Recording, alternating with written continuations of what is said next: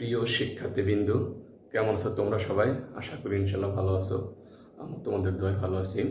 আজকে আমরা গত ক্লাসে জারণ বিজারণের বিক্রিয়া আলোচনা করছিলাম। আজকেও জারণ বিজারণ সম্পর্কে আলোচনা করব। আমাদের যেমন আমি এখানে একটা বিক্রিয়া লিখি, তোমরা খেয়াল করে দেখো। জিঙ্ক যোগ সালফুরিক অ্যাসিড, জিঙ্ক সালফেট যোগ হাইড্রোজেন। ঠিক আছে, তো এটা কি ধরনের বিক্রিয়া হতে পারে?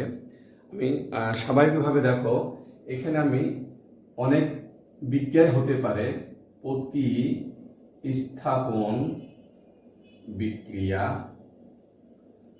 আরেকটা হচ্ছে কি জারণ বিজারণ বিক্রিয়া। জারণ বিজারণ বিক্রিয়া, মূলত এই দুইটা বিক্রিয়া আমি আলোচনা করব এখানে। একটা হচ্ছে কি প্রতিস্থাপন বিক্রিয়া, আর একটা হচ্ছে কি জারণ বিজারণ বিক্রিয়া। তো প্রতিস্থাপন বিক্রিয়া কাকে বলে এটা আমাদের এখন আইডেন্টিফাই করতে হবে। মানে প্রতিস্থাপন বিক্রিয়া এই ইংরেজি নাম বলা হয় কি substitute reaction, SUBSTITION, substitute and displacement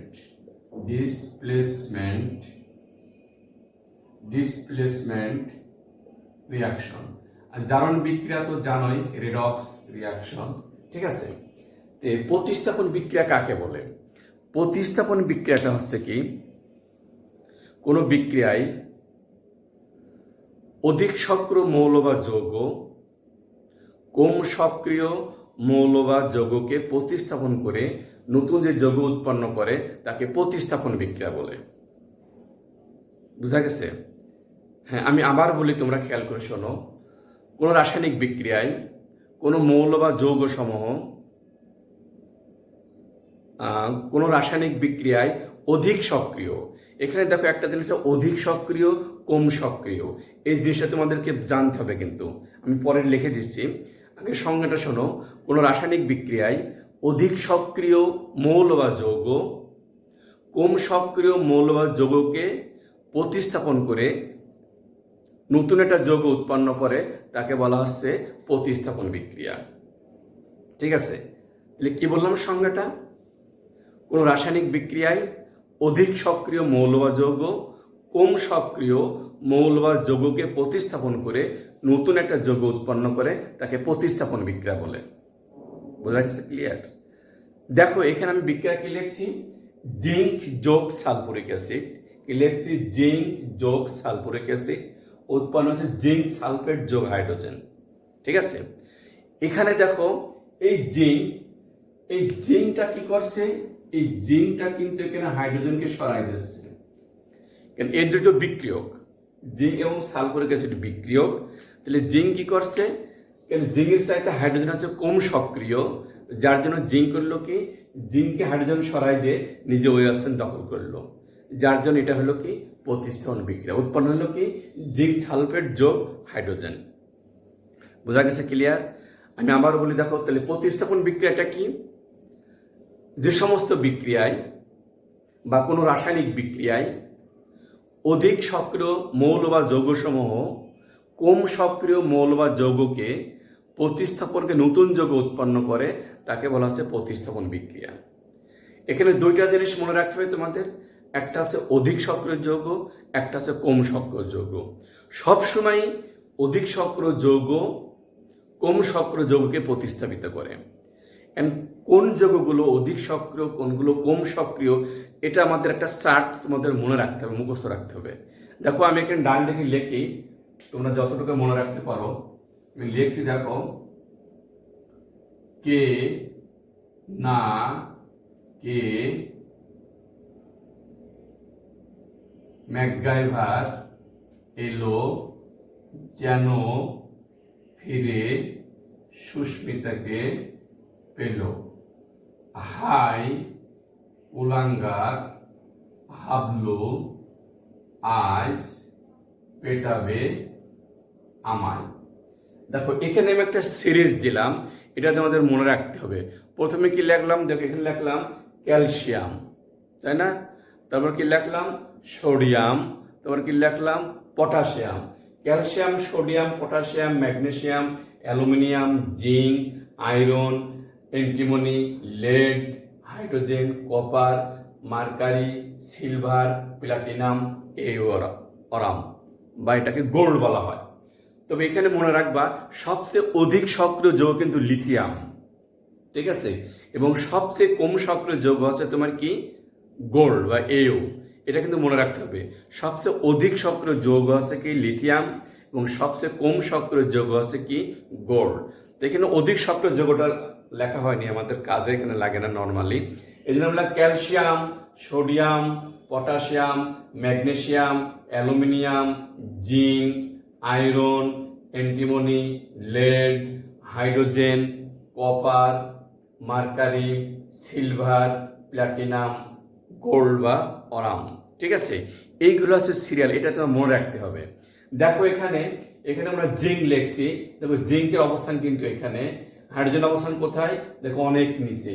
এই জন্য জিঙ্ক কি করলো, হাইড্রোজেনকে সরাই ওখানে জিঙ্ক সালফেট উৎপন্ন হলো, যার জন্য এটা হলো কি প্রতিস্থাপন বিক্রিয়া। তাহলে কি প্রতিস্থাপন বিক্রিয়া তোমরা বুঝতে পারছো? আমি আবারও সংজ্ঞাটা বলি, শোনো। প্রতিস্থাপন বিক্রিয়া আছে যে সমস্ত রাসায়নিক বিক্রিয়ায় অধিক সক্রিয় মৌল বা যৌগ সমূহ কম সক্রিয় মৌল বা যৌগকে প্রতিস্থাপন করে নতুন যৌগ উৎপন্ন করে, তাকে বলা হচ্ছে প্রতিস্থাপন বিক্রিয়া, ঠিক আছে। আমি আরেকটা উদাহরণ দিই, দেখো তোমরা বুঝতে পারো নাকি। আমি এখানে জিঙ্ক সালফেট এটা বাদ দিয়ে দিই, অন্য একটা যৌগ লিখি। দেখো এখানে লিখি আমরা কপার যোগ সালফিউরিক অ্যাসিড উৎপন্ন হচ্ছে কি, উৎপন্ন কি হবে, এখানে প্রোডাক্ট কি হবে, এই হচ্ছে আমাদের প্রশ্ন। কপার যোগ সালফিউরিক অ্যাসিড, ঠিক আছে, কপার যোগ সালফিউরিক অ্যাসিড, এখানে প্রোডাক্ট কি হবে? নর্মালি কি হবে দেখো, এটা সাধারণ অবস্থায় এই বিক্রিয়াটা ঘটবে না। তার কারণটা কি? কারণটা হচ্ছে কি, এখানে কপার হাইড্রোজেনকে প্রতিস্থাপন করতে পারে না, কারণ হাইড্রোজেন হচ্ছে বেশি সক্রিয়, কপার হচ্ছে কম সক্রিয়, যার জন্য কি হবে এই বিক্রিয়াটা নর্মাল অবস্থায় ঘটবে না। তবে যদি এখানে গাঢ় সালফিউরিক অ্যাসিড ব্যবহার করা হয় তখন কিন্তু বিক্রিয়াটা ঘটবে, তখন তার জারণ মান বেড়ে যায় আর কি, ঠিক আছে। এটা যদি আমরা লঘু সালফিউরিক অ্যাসিডে বিক্রিয়াটা ঘটাই তখন কিন্তু বিক্রিয়াটা ঘটবে না, কিন্তু যদি আমরা গাঢ় সালফিউরিক অ্যাসিড বিক্রিয়া করাই তখন কিন্তু বিক্রিয়াটা ঘটবে, ঠিক আছে। তাহলে সাধারণ অবস্থা আমরা যখন লিখলাম জিঙ্ক যোগ সালফিউরিক অ্যাসিড, এখানে আমরা কি লিখলাম যে কপার যোগ সালফিউরিক অ্যাসিড, এই অবস্থায় বিক্রিয়াটা হবে কি নো রিয়াকশন, উত্তর হবে আমাদের এখানে নো রিয়াকশন, নো রিয়াকশন। বোঝা গেল? এই হচ্ছে আমাদের প্রতিস্থাপন বিক্রিয়া। এই ধাতুর সক্রিয় ক্রম থেকে কিন্তু আমরা কোন বিক্রিয়া ঘটবে বা কোনটা ঘটবে না সেটা কিন্তু ক্লিয়ারলি বুঝতে পারি, ঠিক আছে। তাহলে এটা হচ্ছে আমাদের প্রতিস্থাপন বিক্রিয়া। এখন এই বিক্রিয়া, আগের এই বিক্রিয়ার সাহায্যেই আমাদের আর একটা প্রশ্ন এখানে পড়তে হবে, সেটা হচ্ছে কি, আগে বিক্রিয়াটা আমরা লিখি, কি বিক্রিয়া লিখছিলাম যে জিঙ্ক যোগ সালফিউরিক অ্যাসিড উৎপন্ন হবে কি জিঙ্ক সালফেট যোগ হাইড্রোজেন, এই হচ্ছে ছিল আমাদের বিক্রিয়া। এখন এই বিক্রিয়া যদি আমরা প্রশ্ন করা হয় যে এটা একটা জারণ বিজারণ বিক্রিয়া, শিওর, জারণ বিজারণ বিক্রিয়া একই সাথে ঘটে বা যুগপৎ ঘটে ব্যাখ্যা করো এই বিক্রিয়ার মাধ্যমে। প্রশ্নটা হচ্ছে কি যে জারণ বিজারণ, প্রশ্নটা হচ্ছে এমন, আমি ডান দিকে প্রশ্ন লিখি, উপরে লিখি যে জারণ বিজারণ, জারণ বিজারণ একত্রে ঘটে, একত্রে ঘটে বা যুগপৎ ঘটে, যুগপৎ ঘটে ব্যাখ্যা করো। এই বিক্রিয়ার সাহায্যে এটা আমাদের ব্যাখ্যা করতে হবে যে জারণ বিজারণ বিক্রিয়া একত্রে ঘটে বা যুগপৎ ঘটে, ব্যাখ্যা করতে হবে, ঠিক আছে। আমরা প্রথমে কি জারণ মান তো বের করা শিখছি আমরা, এখানে জারণ আছে 0, এখানে হাইড্রোজেন জারণ +1, সালফারের +6, অক্সিজেনের -2, এখানে হাইড্রোজেনের +2, সালফারের +6 -2, এটা হচ্ছে 0। এই হচ্ছে অবস্থা দেখো এখানে, ঠিক আছে। তাহলে এখানে কি হলো দেখো, এইটা হলো তোমার জারণ বিক্রিয়া, আর এটা হলো কি +1, 0 থেকে +2, এখানে দেখো এটা হচ্ছে তোমার কি বিজারণ বিক্রিয়া, এইটা হলো আমাদের জারণ বিক্রিয়া, আর এটা হলো আমাদের বিজারণ বিক্রিয়া, ঠিক আছে। বোঝা গেছে ব্যাপারটা? তাহলে এখানে তাহলে এখন আমরা যেহেতু জারণ একটা অর্ধ বিক্রিয়া, তাহলে লিখি জারণ অর্ধ বিক্রিয়া, লিখি আমরা জারণ অর্ধ বিক্রিয়া। টোটাল বিক্রিয়া তো একটা, যেহেতু এটা জারণ পার্ট, এখানে কি জিঙ্ক, আর এদিকে হচ্ছে কি জিঙ্ক +2। জারণ মানে কি, সে সবসময় ইলেকট্রন ত্যাগ করবে, -2 ইলেকট্রন। এই হলো একটা সমীকরণ মনে করো, ঠিক আছে।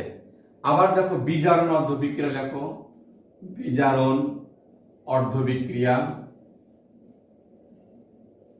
অর্ধ বিক্রিয়া সেখানে কি হবে, হাইড্রোজেন, এদিকে হবে কি H2O0, এখানে হবে কি 2 হাইড্রোজেন +1, ঠিক আছে। তাহলে এখানে কি করতে হবে, সে দুইটা ইলেকট্রন কিন্তু এখানে গ্রহণ করবে, রাইট। হাইড্রোজেন দুইটা, হাইড্রোজেন এই দুইটা ইলেকট্রন গ্রহণ করে, এর ইলেকট্রন ছিল কি দুইটা, একটা শর্ট ছিল, মানে একটা হাইড্রোজেনে ছিল একটা শর্ট, তাহলে দুইটা হাইড্রোজেনের দুইটা শর্ট, দুইটা গ্রহণ করলো। তাহলে এটা হলো কি তোমার, এটা 2 নম্বর সমীকরণ। তাহলে 1 নম্বর সমীকরণ এটা হচ্ছে কি জারণ বিক্রিয়া, 2 নম্বর সমীকরণ এটা হচ্ছে কি বিজারণ বিক্রিয়া। অর্থাৎ কি, যখনই কোনো জারণ ক্রিয়া ঘটে তার সাথে বিজারণ ক্রিয়া ঘটে, জারণ যে ইলেকট্রন ত্যাগ করবে সেই ইলেকট্রন গ্রহণ করাতে কেউ থাকতে হবে। এই জন্য কি বলা আছে, জারণ বিজারণ বিক্রিয়া একত্রে ঘটে বা যুগপৎ ঘটে। যখন জারণ ইলেকট্রন ত্যাগ করবে সেই ইলেকট্রন গ্রহণ করার জন্য বিজারণও থাকতে হবে কিন্তু, ঠিক আছে। এই জন্য বলা আছে যে যখনও কোনো জারণ ক্রিয়া ঘটে তার সাথে সাথে বিজারণ ক্রিয়া ঘটে, অর্থাৎ জারণ ছাড়া বিজারণ সম্ভব না, বিজারণ ছাড়া জারণ সম্ভব না। অতএব জারণ বিজারণ বিক্রিয়া একত্রে ঘটে বা যুগপৎ ঘটে।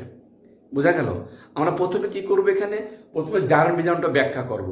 এখানে একটা জারিত হচ্ছে, একটা বিজারিত হয়, একটা জারক হয়, একটা হচ্ছে বিজারক হয়। জারণ প্রক্রিয়ায় যে ইলেকট্রনটা ত্যাগ করবে সে ইলেকট্রন গ্রহণ করার জন্য কেউ থাকতে হবে। তো ইলেকট্রন গ্রহণ করছে কি কে, বিজারণ মানে জারক। জারক হচ্ছে ইলেকট্রন কি গ্রহণ করতেছে, আর বিজারক মানে কি জারণ। বিজারক হচ্ছে ইলেকট্রন ত্যাগ করছে, সেই ইলেকট্রন গ্রহণ করছে কি আবার জারক। কারণ ইলেকট্রন ত্যাগ করলে তাকে গ্রহণ করার জন্য একজন থাকতে হবে। এই জন্য শুধু ইলেকট্রন ত্যাগ করতে পারে না বা শুধু ইলেকট্রন গ্রহণ করতে পারে না, এই দুইটা কাজই একই সাথে ঘটতে হবে। অর্থাৎ যখনই কোনো জারণ ক্রিয়া ঘটে তার সাথে সাথে বিজারণ ক্রিয়া ঘটে, এবং যখনই বিজারণ ক্রিয়া ঘটে তখন জারণ ক্রিয়াও ঘটে। অতএব কি বলা যায় যে জারণ বিজারণ সর্বদাই একত্রে ঘটে বা যুগপৎ ঘটে। অর্থাৎ জারণ ছাড়া বিজারণ সম্ভব না, বিজারণ ছাড়াও জারণ সম্ভব না। কি বোঝা গেছে? এইরকম প্রশ্ন কিন্তু পরীক্ষায় অনেক সময় আসে যে দেখাও যে জারণ বিজারণ একত্রে ঘটে বা যুগপৎ ঘটে বা ব্যাখ্যা করো, ঠিক আছে। তাহলে প্রথমে আমরা কি করবো, তুমি যে কোনো সমীকরণ লিখে নিবা, লিখে সেখানে জারণ বের করবা, বিজারণ বের করবা। বিজারণ বের করা, জারণ মানে কি বিজারক, আর বিজারণ মানে কি জারক। জারণে কি করে, ইলেকট্রন ত্যাগ করে। বিজারক কি করে, ইলেকট্রন ত্যাগ করে। আর বিজারণ কি করে, ইলেকট্রন গ্রহণ করে। জারকও কিন্তু ইলেকট্রন গ্রহণ করে, ঠিক আছে। এই সংজ্ঞা তোমাদের লিখে দিয়েছিলাম তার আগের ক্লাসে। জারণ সমান আছে কি বিজারক, ঠিক আছে। আর বিজারণ সমান আছে কি জারক। জারণ ইলেকট্রন ত্যাগ করে, বিজারক ইলেকট্রন ত্যাগ করে, ঠিক আছে। বিজারণ ইলেকট্রন গ্রহণ করে, জারক ইলেকট্রন গ্রহণ করে। বোঝা গেছে? ক্লিয়ার? এইভাবে আমরা ব্যাখ্যা করতে পারি যখনই কোনো জারণ ক্রিয়া ঘটে তার সাথে বিজারণ ক্রিয়া ঘটে। তাই বলা হয় কি যে উদ্দীপকের বিক্রিয়া একটি জারণ বিজারণ বিক্রিয়া, বা জারণ বিজারণ বিক্রিয়াটি একই সাথে ঘটে বা যুগপৎ ঘটে। অর্থাৎ জারণ ছাড়া বিজারণ সম্ভব না, আর বিজারণ ছাড়া জারণ সম্ভব না। এটাই হচ্ছে আমাদের প্রশ্নের বিষয়, ঠিক আছে। ঠিক আছে, আজকে এই পর্যন্ত থাক। এরপর আমরা কিছু নন রিডক্স বিক্রিয়া, অনেকগুলো বিক্রিয়া আছে, সেই বিক্রিয়াগুলো আলোচনা করব। আর এটা যদি তোমাদের কোনো সমস্যা হয় পরবর্তীতে আমরা এগুলো আলোচনা করব, ঠিক আছে। সবাই ভালো থাকো, আল্লাহ হাফেজ।